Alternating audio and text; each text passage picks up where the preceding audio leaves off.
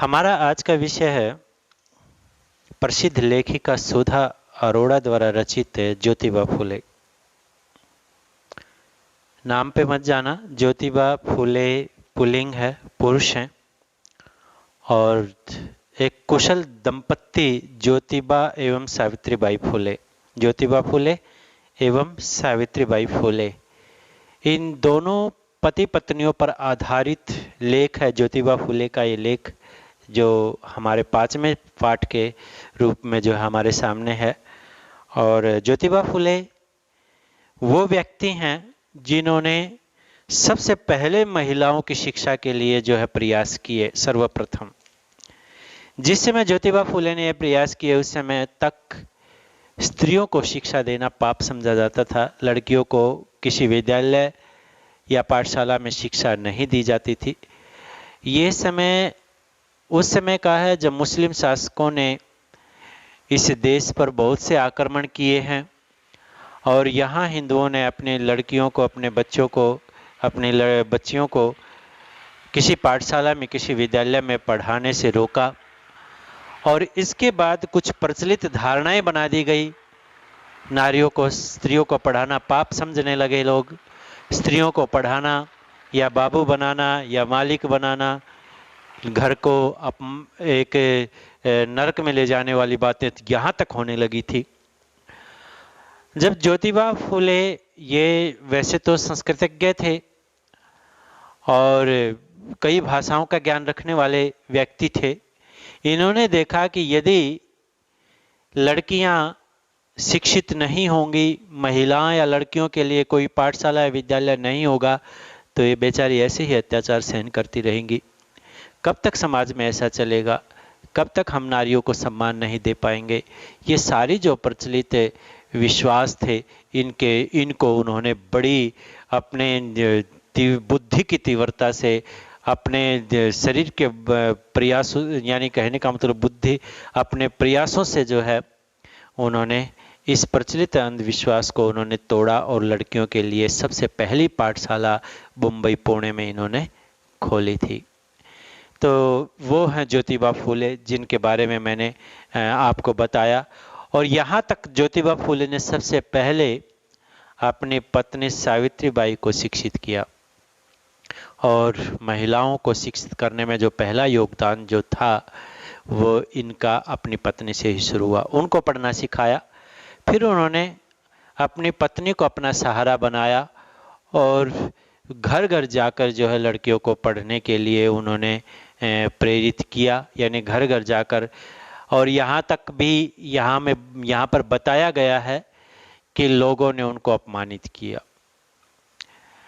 और ज़्यादातर कुछ लोग, वैसे इस पाठ में सावित्रीबाई ने ये तक बताया है कि कुछ ब्राह्मणों ने और कुछ उच्च वर्गीय लोगों ने जो है सावित्रीबाई फुले पर और ज्योतिबा फुले पर टटिया तक, कीचड़ तक, गोबर तक सब कुछ फेंका, यानी इनका मनोबल तोड़ने का प्रयास किया गया दोनों का।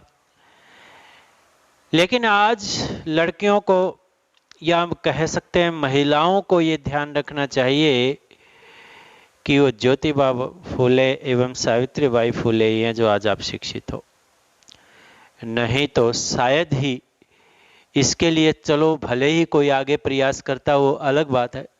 जैसे जैसे समाज आगे बढ़ता है परिवर्तन होते हैं, लेकिन आपको ये ध्यान रखना चाहिए कि आज आप जो, आपके पूर्वज या जो भी हैं जिन्होंने आपके लिए इतना प्रयास किया है आपकी शिक्षा के लिए, वो हैं ज्योतिबा फुले और सावित्रीबाई फुले।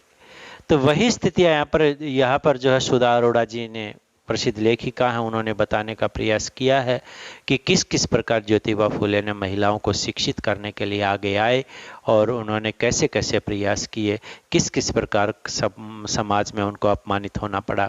ये सारा विवरण इसमें दिया गया है। सुधा अरोड़ा जी हैं जो इस लेख की लेखिका हैं। अब पहले हम उन्हीं के बारे में पढ़ लेते हैं कि उनका जन्म कब और कहाँ हुआ है।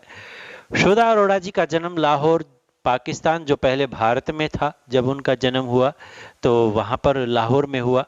उच्च शिक्षा उन्होंने कोलकाता विश्वविद्यालय यानी कोलकाता यूनिवर्सिटी से की। इसी विश्वविद्यालय के 2 कॉलेजों में उन्होंने सन 1969 और 71 तक अध्ययन कार्य भी किया, यानी अध्यापन कार्य, अध्यापन किया यानी पढ़ाया। कथा साहित्य में सुधा अरोड़ा एक चर्चित नाम है, यानी चर्चा में है। उनके कई कहानी संग्रह प्रकाशित हुए हैं, जैसे बगैर तरासे हुए, युद्ध विराम, महानगर की भौतिकी, काला शुक्रवार, कांसे का गिलास तथा औरत की कहानी आदि जो है उनके संपादित ग्रंथ हैं, कहानियां हैं। उनकी कहानियां लगभग सभी भारतीय भाषाओं के अतिरिक्त, यानी भारतीय भाषाओं में तो सभी भारतीय भाषाओं में तो अनुवादित हुई हैं, कई विदेशी भाषाओं में भी अनुदित हैं, यानी उनका अनुवाद किया गया है। उन्होंने भारतीय महिला कलाकारों के आत्मकथ्यों के 2 संकलन दहलीज को लांघते हुए और पंखों की उड़ान तैयार किए। उनके 2 जो है आत्मकथ्य हैं, संकलन है, एक तो है दहलीज को लांघते हुए और दूसरा है पंखों की उड़ान। ये भी स्त्रियों के प्रति ही इन्होंने आगे स्त्रियों को शिक्षित करने के लिए, यानी कहने का मतलब स्त्रियों की स्थिति को बताते हुए किस प्रकार उनको वो शिक्षित हुई, आगे बढ़ी, वो सारी उन्होंने वर्णन इसमें किया। लेखन के स्तर पर पत्र पत्रिकाओं में भी बराबर उनकी सक्रियता, यानी समाचार पत्रों और पत्रिकाओं में लगातार निरंतर कार्य करती रही। पाक्षिक सारिका में, ये पत्रिका है सारिका, उसमें आम आदमी, जिंदा सवाल और राष्ट्रीय दैनिक जनसत्ता में महिलाओं से जुड़े मुद्दों पर उनका विशेष लेखन जो है, रुचि कार्य जो है उनका विशेष साप्ताहिक स्तंभ वामा, अखबार में स्तंभ होते हैं और जो संपादकीय माने जाते हैं और जिसके अंदर जो है कुछ लेखक अपनी चर्चाएं करते हैं समाज को जागृत करने के लिए, उसको स्तंभ कहा जाता है। अखबार के एक भाग को वह पत्रकारिता में स्तंभ कहा जाता है, जिस पर केवल उन्हीं के लेख लिखे होते हैं जो प्रसिद्ध लेखक या लेखिकाएं होती हैं जो लगातार किसी अखबार से जुड़े रहते हैं। तो वामा स्तंभ था उनका, बहुत चर्चा में रहा। महिला संगठनों के सामाजिक कार्यों के प्रति उनकी सक्रियता और समर्थन जारी है, यानी महिलाओं के प्रति वो लगातार निरंतर उनका समर्थन कर रही हैं, कार्य कर रही हैं। उनका जन्म सन 1948 में हुआ था, अभी पता नहीं है, मृत्यु के बारे में नहीं है। तो महिला संगठनों के सामाजिक कार्यों के प्रति उनकी सक्रियता, समर्थन जारी। महिलाओं पर केंद्रित औरत की दुनिया बनाम दुनिया की औरत लेखों का संग्रह शीघ्र प्रकाश्य है, यानी शीघ्र ही प्रकाशित होने वाला है। उत्तर प्रदेश हिंदी संस्थान द्वारा उन्हें विशेष पुरस्कार से सम्मानित किया गया है, हिंदी सम्मान से उनको सम्मानित किया जा चुका है, यदि सम्मान की बात करें। सुधा अरोड़ा मूलतः कथाकार हैं, यानी कहानीकार हैं, कथाएं लिखती हैं। उनके यहाँ स्त्री विमर्श का आक्रामक न होकर, यानी स्त्री विमर्श का विषय जो है वो आक्रामक न होकर बल्कि सहजता और संयमता से युक्त है, यानी बड़ी सरलता से उन्होंने प्रयोग किया है। सामाजिक और मानवीय सरोकारों को वे रोचक ढंग से विश्लेषित करती हैं, यानी उनका विश्लेषण करती हैं। पाठ्य पुस्तक में संकलित ज्योतिबा फूले निबंध में लेखिका ज्योतिबा फूले एवं उनकी पत्नी द्वारा समाज में किए गए जो शिक्षा और समाज सुधार के संबंधित कार्यों का महत्व बताया गया है। जैसा कि मैंने आपको पाठ के शीर्षक के परिचय के बारे में बताते हुए बता दिया है कि सावित्रीबाई फूले थी उनकी पत्नी, दोनों ने जो है किस प्रकार स्त्रियों के लिए शिक्षा और समाज में सुधार संबंधित कार्यों के महत्व जो है उन्होंने वहां बताए हैं। सामाजिक और धार्मिक रूढ़ियों का विरोध उन्होंने, दलितों, जो दलित हैं, जो पीड़ित वर्ग है, जो शोषित वर्ग है, और स्त्रियों की समानता के हक की लड़ाई उन दोनों ने लड़ी। इसके कारण समाज व्यापक विरोध भी उन्हें, समाज का एक बहुत बड़ा विरोध भी उनको झेलना पड़ा, जिसके कारण क्योंकि उन्होंने समाज में उन बुराइयों को हटाया जो पहले से ही समाज में व्याप्त थी। उस दौर की परिस्थितियों को ध्यान में रखते हुए उनका संघर्ष निर्णायक महत्व करता है कि उस दौर में किस प्रकार उन्होंने स्त्रियों की शिक्षा के लिए संघर्ष किया, ये बहुत ज़्यादा महत्व रखता है। तो आते हैं अब ज्योतिबा फूले, इसका शीर्षक है हमारे इस पाठ का कि ज्योतिबा फूले ने, यानी यहाँ पर सावित्रीबाई फूले जो उनकी पत्नी है उनका नाम नहीं दिया गया है, तो ये देख लेते हैं। यह अप्रत्याशित नहीं है कि भारत के सामाजिक विकास, यानी पूर्ण रूप से यदि बात करें कि यदि प्रत्याशित करें यानी सबूत सहित प्रस्तुत करें, तो भारत के सामाजिक विकास और बदलाव के आंदोलन में जिन 5 समाज सुधारकों के नाम लिए जाते हैं उनमें महात्मा ज्योतिबा फूले के नाम का शुमार नहीं है। यानी इस सूची को बनाने वाले उच्च वर्गीय समाज के प्रतिनिधि हैं। यानी यदि ये सूची बनाए तो उच्च वर्गीय लोग जो थे, यानी अपने आप को बड़ी जाति का समझने वाले लोग थे, उस समाज के प्रतिनिधि हैं। ज्योतिबा फूले ब्राह्मण वर्चस्व और सामाजिक मूल्यों को कायम रखने वाली शिक्षा, यानी ब्राह्मणों का ही समाज पर पूरा का पूरा अधिकार और सामाजिक जो मूल्य हैं उनको कायम रखने वाली जो शिक्षा है कि सामाजिक मूल्यों को ही बढ़ाने वाली शिक्षा, और सुधार के समर्थक नहीं थे। यानी उसमें जो है सुधार करना, उसका समर्थन उन्होंने नहीं किया। उन्होंने पूंजीवादी और पुरोहितवादी मानसिकता पर जो पैसे वाले लोग हैं और जो ब्राह्मणवादी जो सोच थी उस पर हल्ला बोला। उनके द्वारा स्थापित सत्यशोधक समाज और उनका क्रांतिकारी साहित्य इसका प्रमाण है। ज्योतिबा फूले ने सत्यशोधक समाज की रचना की थी, ग्रंथ की, यानी समाज में जो सच्चाई की शुद्धता करना, यानी शोधन करना, और क्रांतिकारी साहित्य उनका समाज में बहुत सारा बदलाव करना, ये सब। जब ब्राह्मणों ने कहा कि विद्या शूद्रों के घर चली गई, तो फूले ने तत्काल उत्तर दिया था कि ब्राह्मणों ने कहा कि विद्या भी शूद्रों के घर अर्थात नीच के घर चली गई। तब इस पर ज्योतिबा ने कहा था कि विद्या सच का सवेरा होते ही वेद डूब गए। उन्होंने ऐसा कहा था। क्योंकि यहाँ पर देखिए कोई जाति विरोध नहीं है, लेकिन ज्योतिबा फूले ने जो कहा था वो, क्योंकि वहाँ उस समय लड़कियों के लिए शिक्षा नहीं थी, शूद्र स्कूल या किसी विद्यालय या गुरुकुल नहीं जा सकते थे, तो इसलिए जो है उन्होंने ये शब्द यहाँ पर प्रयोग किया था कि कुछ लोगों ने विरोध किया होगा कि विद्या शूद्रों के घर चली गई, किसी ने कहा, तो उसी विरोध में ज्योतिबा फूले ने भी कहा था कि जैसे ही सच का सवेरा हुआ वेद डूब गए, अर्थात वेद जो ब्राह्मण वेद के अनुसार चलने वाले थे उनके बारे में ज्ञान डूबने की बात यहाँ पर की गई थी। विद्या शूद्रों के घर चली गई, भूदेव यानी ब्राह्मण देव जो है वो शर्मा गए। जैसे ही विद्या शूद्रों के घर गई ऐसे ही शर्मा गए। महात्मा ज्योतिबा फूले ने वर्ण जाति वर्ग व्यवस्था में, यानी जो फूले ने जो वर्ण आती थे, जो ब्राह्मण आदि जो भी हैं जातियां थी, उन जाति और जो वर्ग व्यवस्था बटे क्षत्रिय ब्राह्मण शूद्र वैश्य आदि जो वर्ग व्यवस्था थी, उसमें जो निहित शोषण प्रक्रिया थी, एक दूसरे के अधिकार छीनने की जो प्रक्रिया थी, उसको एक दूसरे का पूरक बताया, यानी एक दूसरे का ही स्वरूप बताया। उनका कहना था कि राज सत्ता और ब्राह्मण आधिपत्य के तहत धर्मवादी सत्ता आपस में साठगांठ कर सामाजिक व्यवस्था और मशीनरी का उपयोग करती हैं।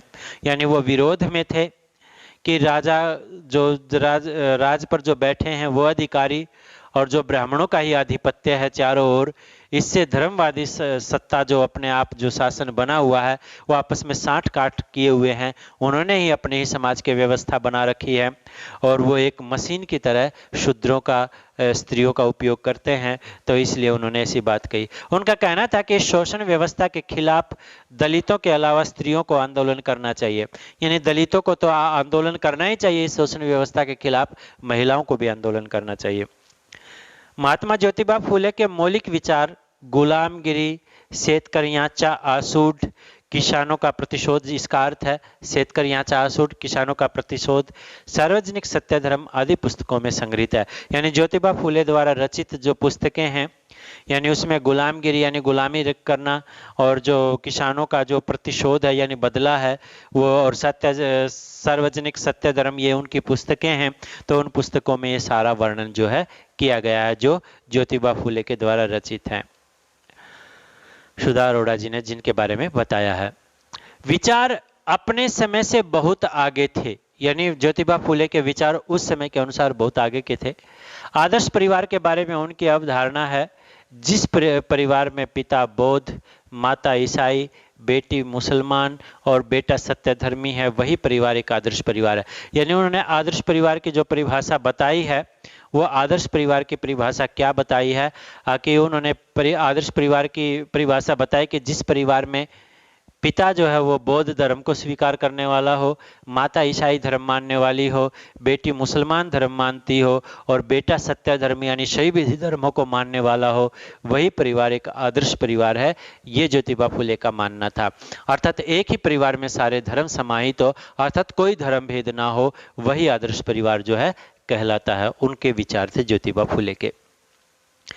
आधुनिक शिक्षा के बारे में फूले कहते हैं जो आधुनिक आज की शिक्षा है, यदि आधुनिक शिक्षा का लाभ सिर्फ उच्च वर्ग को ही मिलता है तो उसमें शूद्रों का क्या स्थान रहेगा? अर्थात शूद्रों का स्थान तो रहेगा ही नहीं, क्योंकि वो तो केवल उच्च वर्ग के लिए ही शिक्षा गढ़ी गई है। गरीबों से कर जमा करना यानी गरीबों से ऋण लेना और उसे उच्च वर्गीय लोगों के बच्चों की शिक्षा पर खर्च करना यानी टैक्स लेना और उच्च वर्गीय लोगों की शिक्षा पर ही खर्च करना, किसे चाहिए ऐसी शिक्षा? यानी ऐसी शिक्षा की किसी को जरूरत नहीं है, उनका कहना था।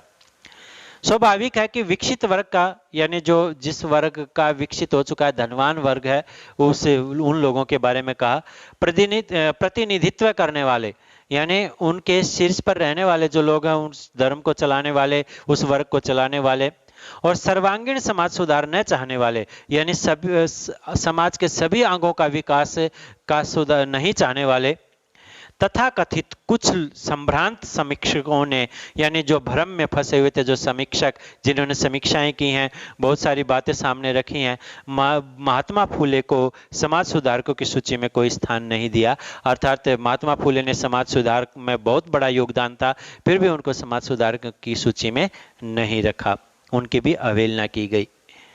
यह ब्राह्मणी मानसिकता की असलियत का भी पर्दाफाश करता है, आकि यह ब्राह्मणी सोच का भी पर्दाफाश करता है, असलियत बताता है।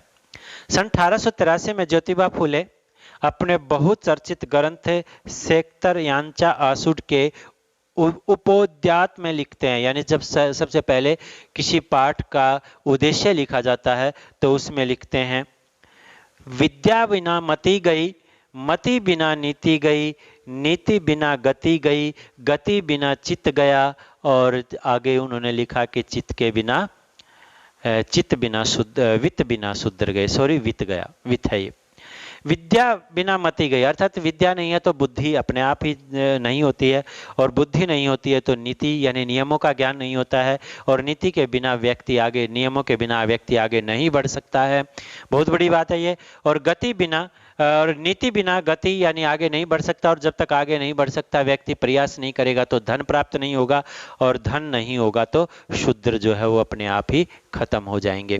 ये बात यहाँ पर उन्होंने बहुत बड़ी बात जो है यहाँ पर उन्होंने सेक्तर यांचा जो किसानों के प्रतिशोध के रूप में जो है जिसका अर्थ है वो ग्रंथ लिखा था, तो उसमें ये काव्य पंक्तियां लिखी हैं कि यदि विद्या नहीं तो बुद्धि नहीं और बुद्धि नहीं तो नीति नहीं और नीति नहीं तो गति नहीं और गति नहीं तो वित्त नहीं और वित्त नहीं तो फिर शूद्र कहाँ रहेंगे बेचारे। जब धन ही नहीं होगा तो शूद्र के पास वैसे ही गरीबी है, फिर ऊपर से पैसा नहीं तो वैसे ही खत्म हो गए।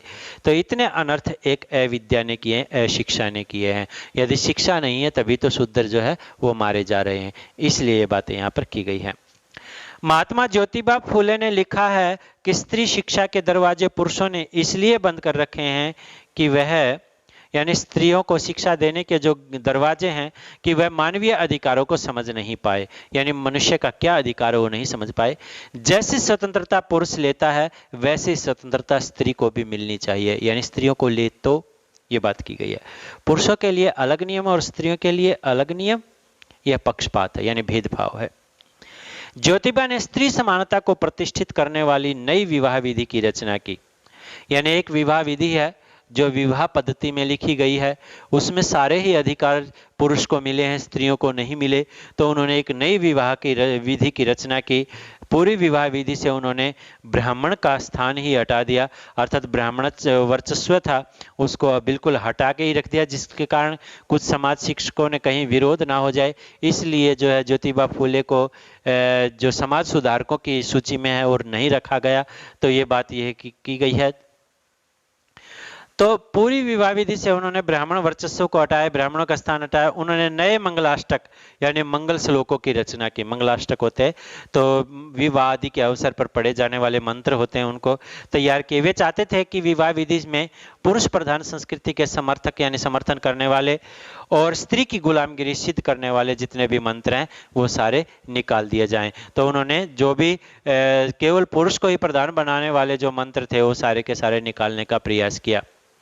उनके स्थान पर ऐसे मंत्र हों जिन्हें वर वधु आसानी से समझ सकें, अर्थात पति पत्नी वर वधु जो है आसानी से समझ जाए।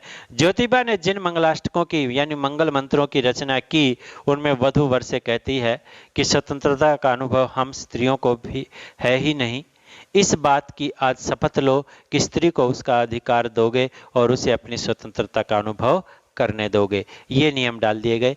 यह आकांक्षा सिर्फ वधु की ही नहीं, गुलामी से मुक्ति चाहने वाली हर स्त्री की थी, यानी हर स्त्री चाहती थी ऐसा। तो स्त्री के अधिकारों और स्वतंत्रता के लिए ज्योतिबा फुले ने हर संभव प्रयत्न किए। 1888 में जब ज्योतिबा फुले को महात्मा की उपाधि से सम्मानित किया गया, यानी महात्मा की उपाधि दी गई, तो उन्होंने कहा मुझे महात्मा कहकर मेरे संघर्ष को यानी मेरी मेहनत को पूर्ण विराम मत दीजिए। बहुत बड़ा वाक्य था यहाँ ज्योतिबा फुले का कि यदि किसी को कोई पद उपाधि दे दी जाती है तो वो सोचता है कि अब तो मैं इतना सम्मानित हो ही चुका हूँ, वो इतना संघर्ष नहीं करता। इसलिए ज्योतिबा फुले ने कहा था कि मेरे संघर्ष को विराम मत के दीजिए महात्मा कहकर। इसलिए आप साधारण जन ही रहने दें, यानी मुझे साधारण मनुष्य ही रहने दें, मुझे अपने बीच से अलग न करें, यानी अलग ना हटाएं, क्योंकि उपाधि देने के बाद व्यक्ति कोई मालिक बन जाए या कोई बड़ा पद मिल जाता है तो अलग ही हो जाता है। महात्मा ज्योतिबा फुले की सबसे बड़ी विशेषता यह थी कि वे जो कहते थे उसे अपने यानी जो वो कहते थे उसे अपने आचरण में और व्यवहार में लाते थे, यानी उतार कर दिखाते थे। इस दिशा में अग्रसर उनका पहला कदम था अपनी पत्नी सावित्री बाई को शिक्षित करना। जैसा कि मैंने बताया था कि उन्होंने सबसे पहले ही इस कदम को आगे बढ़ाने के लिए अपने पत्नी को ही शिक्षित किया। ज्योतिबा ने उन्हें मराठी भाषा ही नहीं, यानी केवल मराठी भाषा ही नहीं सिखाई, वैसे सेक्टर यांचा जो किसानों का प्रतिशोध है वो मराठी में ही था, अंग्रेजी लिखना पढ़ना और बोलना भी सिखाया। सावित्री बाई की भी बचपन से शिक्षा में रुचि थी और उनकी ग्राह्य शक्ति तेज थी, यानी शिक्षा को ग्रहण करने की जो शक्ति थी, बुद्धि थी, वो तेज थी। उनके बचपन की ही एक घटना बहुत प्रसिद्ध है। एक घटना है सावित्री बाई फुले के बचपन की कि 6-7 साल की उम्र में वो हाट बाजार, जो मुख्य बाजार होता है, मुख्य चौराया होता है, वो हाट बाजार होता है, तो अकेली ही चली जाती थी। एक बार सावित्री शिखल गांव के हाट में गई, यानी मुख्य जो छोटा बाजार होता है उस बाजार में गई। वहां कुछ खरीद कर खाते खाते उसने देखा कि एक पेड़ के नीचे कुछ मिशनरी स्त्रियां, यानी अंग्रेज महिलाएं, मिशनरी बोलते थे, मिशनरी लोग बोलते थे अंग्रेजों को, तो मिशनरी स्त्रियां थी और पुरुष कुछ गा रहे थे। एक लाट साहब ने, यानी कहने का मतलब उसी में से एक अंग्रेज ने, जो लाट साहब बोल देते हैं, जो अच्छा सजा अपने आप को ही बड़ा मानता हो, रुककर गाना सुनते देखा तो कहा इस तरह रास्ते में खाते खाते घूमना अच्छी बात नहीं है, यानी चलते चलते खाना अच्छी बात नहीं है। सुनते ही सावित्री ने हाथ का खाना फेंक दिया, जो भी हाथ में खाने की चीज ली हुई थी। लाट साहब ने कहा बड़ी अच्छी लड़की हो तुम, यह पुस्तक ले जाओ, तुम्हें पढ़ना न आए तो भी इसके चित्र तुम्हें अच्छे लगेंगे। एक पुस्तक दी उस लाट साहब ने, उस अंग्रेज व्यक्ति ने। घर आकर सावित्री ने वह पुस्तक अपने पिता को दिखाई। आग बबूला होकर पिता ने उसे कूड़े में फेंक दिया, क्योंकि उस समय लड़कियों को पढ़ना पाप समझा जाता था। तो ईसाइयों से ऐसी चीजें लेकर तू भ्रष्ट हो जाएगी, यानी तुम्हारा आचरण गिर जाएगा और सारे कुल को भी भ्रष्ट करेगी, तेरी शादी कर देनी चाहिए। सावित्री ने वह पुस्तक उठाकर एक कोने में छुपा दी, यानी वह पुस्तक जो है पिता ने फेंक दी थी और उसने छुपा कर रख ली थी। तो सन 1840 में ज्योतिबा फुले से विवाह होने पर वह अपने सामान के साथ उस किताब को भी सहेज कर संभाल कर ससुराल ले आई और शिक्षित होने के बाद वह पुस्तक पढ़ी। जब ज्योतिबा फुले ने उसको पढ़ना लिखना सिखा दिया, अंग्रेजी भाषा भी सिखा दी, तो तब उसने वह पुस्तक पढ़ी। 14 जनवरी 1948 की बात है ये, सॉरी 1848 की बात। 14 जनवरी 1848 को पुणे के बुधवार पेठ निवासी बीड़े के बाड़े में पहली बार कन्याशाला की स्थापना हुई, यानी पुणे में जो है, जो वहां पर जो है इसने क्या है, एक पेठ निवासी थे वहीं के, उसका एक बाड़ा था चारों ओर, जिसके कांटेदार झाड़ियों का एक बाड़ सी बना दी जाती है। उस बाड़े में पहली पाठशाला, कन्या पाठशाला की स्थापना जो है हुई थी, यानी छत भी ऊपर नहीं थी, केवल पेड़ों के नीचे ही कन्याओं के लिए, लड़कियों के लिए पहली पाठशाला इन्होंने कब खोली थी? 14 जनवरी 1848 में। इस पाठशाला को खोलने के लिए क्या क्या हुआ था वो मैंने पहले बता भी दिया, क्योंकि ये पाठ मैंने पहले कभी संस्कृत में पढ़ा है और इसमें बहुत सारी जानकारियां यहाँ पर नहीं दी गई हैं जो वहाँ दी गई थी। पूरे भारत में लड़कियों की शिक्षा की यह पहली पाठशाला थी, यानी पहली पाठशाला लड़कियों की कब खुली, कहाँ खुली? 14 जनवरी 1848 को पुणे में खोली गई थी। भारत में 3000 सालों के इतिहास में इस तरह का काम नहीं हुआ था। ये सुधा अरोड़ा का अपना मत है कि 3000 सालों में ऐसा नहीं हुआ था। ऐसा नहीं है, मुस्लिम शासकों से पहले यहाँ कन्याओं के लिए गुरुकुल भी थे, गुरुकुल होते थे और कन्याओं के लिए अलग से गुरुकुल की व्यवस्था होती थी। ये ध्यान रखना, ये सुधा अरोड़ा का अपना मत है। ये उन्होंने कह दिया कि 3000 सालों से यहाँ कोई कन्या पाठशाला नहीं थी, ये नहीं था। बीच में कुछ 1400 साल तक ऐसा नहीं हुआ, तो वो अफसोस की बात है, वो मैं कह सकता हूँ, क्योंकि पूरा साहित्य पढ़े तो हमें पता लगता है कि पहले कन्याओं के लिए गुरुकुल भी थे, पाठशालाएं भी थी, और बहुत सारी हैं। जया है, प्रज्ञा है, और विद्योत्मा है, और कह सकते हैं महर्षि गार्गी की पत्नी गार्गायणी है, और बहुत सारे ऐसे उदाहरण हैं जो इतनी विद्वान स्त्रियां थी कि जिनका सामना स्वयं शुक्राचार्य भी नहीं कर पाए थे। तो यहाँ पर जो है ये नहीं कह सकते कि पहले महिलाओं को शिक्षित नहीं किया जा सकता था। ऐसे उदाहरण बहुत बड़े बड़े उदाहरण हैं जो महिलाएं बहुत पुरुषों से भी ज़्यादा विदुषी थी, ये उदाहरण बहुत सारे हैं। यहाँ तक रुक्मणी ने भी श्रीमद् भागवत गीता में लिखा है, ऐसा पत्र लिखा है कि आज तक पुरुष नहीं लिख पाएंगे। तो ये भी ध्यान रखना कि ये नहीं है, ये सुधा अरोड़ा का अपना मत है कि 3000 सालों के इतिहास में इस तरह का काम नहीं हुआ था, ये उन्होंने कहा है। शूद्र और शूद्रा अति शूद्र यानी निम्न और निम्नाति निम्न लड़कियों के लिए भी, जाति की लड़कियों के लिए भी एक बाद में एक पाठशालाएं खोलने में ज्योतिबा फुले और सावित्रीबाई फुले को लगातार व्यवधानों, रुकावटों का, अड़चनों का, यानी ये भी रुकावट ही है, व्यवधान का अर्थ भी रुकावट ही होता है, लांछन लगाए गए, उन पर विभिन्न प्रकार के आरोप प्रत्यारोप लगाए गए और बहिष्कार किया गया, उनका बहिष्कार किया गया, समाज से निकाल दिए गए। इस प्रकार तक का सामना उनको करना पड़ा। ज्योतिबा के धर्म भीरू पिता ने, यानी धर्म से डरने वाले पिता ने, पुरोहितों और रिश्तेदारों के दबाव में अपने बेटे और बहू को घर छोड़ देने पर मजबूर कर दिया था, यानी घर से निकाल दिया था। ज्योतिबा फुले को और सावित्रीबाई फुले को धर्म भीरू था, धर्म से डरता था कि ये तो धर्म विरोधी है, धर्म तो यही है लड़कियों को और शूद्रों को नहीं पढ़ना चाहिए, ये तो धर्म से अलग चल रहा है। तो समाज के विभिन्न उच्च वर्गीय लोगों ने उसके पिता को डराया धमकाया, तो उसने अपनी बेटी और बेटे ना बहू को और बेटे को घर से बाहर निकाल दिया, छोड़ देने पर मजबूर किया। सावित्री जब पढ़ाने के लिए घर से पाठशाला तक जाती तो रास्ते में खड़े लोग उसे गालियां भी देते, थूकते, पत्थर मारते, गोबर उछालते और भी बात। दोनों पति पत्नी सारी बाधाओं से जूझते हुए अपने काम में डटे रहे, यानी अपने काम में लगातार लगे रहे। सन 1840 और 1890 तक 50 वर्षों तक ज्योतिबा और सावित्रीबाई ने एक प्राण होकर, यानी एक सांस बनकर, एक होकर अपने मिशन को पूरा किया। और कहते हैं कि एक और एक मिलकर 11 होते हैं। तो ज्योतिबा फुले और सावित्रीबाई फुले ने हर मुकाम पर, यानी हर मंजिल पर, हर अपने लक्ष्य पर कंधे से कंधा मिलाकर काम किया। मिशनरी महिलाओं की तरह किसानों और अछूतों की झुग्गी झोपड़ी में गए। जैसे मिशनरी महिलाएं किसी यहाँ के छूत अछूत के जाने से नहीं डरती थी, वैसे ही इन्होंने भी कोई भेदभाव नहीं किया। वो हर झोपड़ी, हर घर, हर झुग्गी में गए और लड़कियों को पाठशाला भेजने का आग्रह उन्होंने किया।